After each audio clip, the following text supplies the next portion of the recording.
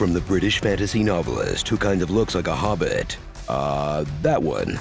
And a company that totally knows what it's doing, you guys. No reason to panic. Comes a thoughtful series about the power of dreams. But just the cinematic linear kind, not the ones where you have to mow the lawn with your naked dad. The Sandman.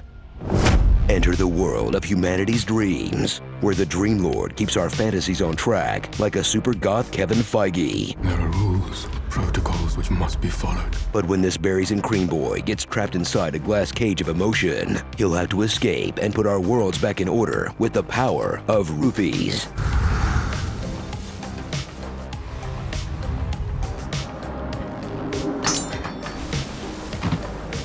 What did you do to me?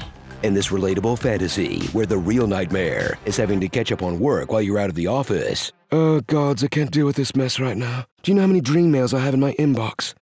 Tom Sturridge shines as Dream, as in he's so pale it reflects light. He plays this god like a combo of Roberts, from Smith to Pattinson, with a kind of sad boy energy unseen since the golden age of Tumblr. It is as natural to die as it is to be born. We do not choose to be created. I feel like nothing. Chill as this porcelain doll face sets off on 3 epic quests that form the season. The quest to retrieve his precious stuff. My sand, my helm, my ruby. The quest to stop a black person from taking his job. And the quest to become somewhat less of a dick. You're not going anywhere. Enough. Please, no! Hector! Evolving from the kind of guy who'd kill your pet in episode 2 to one who'd merely threatened to steal your child in episode 9. It is mine, and one day I will come for it. What? You can't really blame him though. He literally comes from a family of D-bags. Desire. Delirium. Destiny, death, despair, and the others? Meet a wild range of characters with near infinite power, where the only limit is imagination and the effects budget.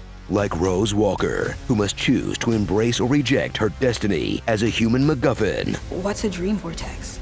You are. Her group home, who's so warm and accepting, they have shockingly few questions when one of them gets raw-dogged by a ghost. We're taking good care of her, Rose. Matthew, who is either Patton Oswalt not bothering to change his voice at all, At your service, Rose. or Patton Oswalt admitting he naturally sounds like a talking bird. But I don't get a sense that you're listening, so it. Let's go to hell. Lucienne, a librarian who doesn't have to use energy to shush people.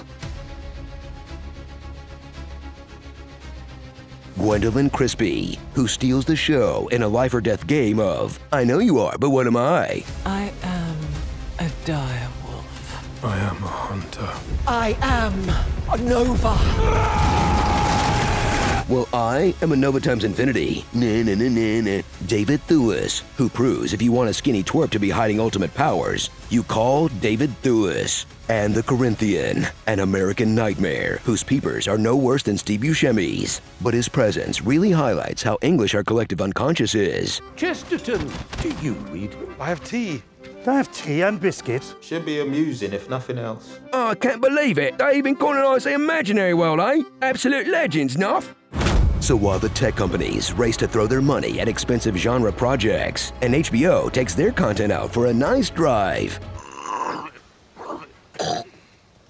Netflix is hanging in there, baby, with a faithful $160 million adaptation of one of the greatest comics ever. And it's actually pretty good. See, this is what happens when creators own their own characters. You know DC would have given it to David Ayer and Jared Leto in 2008.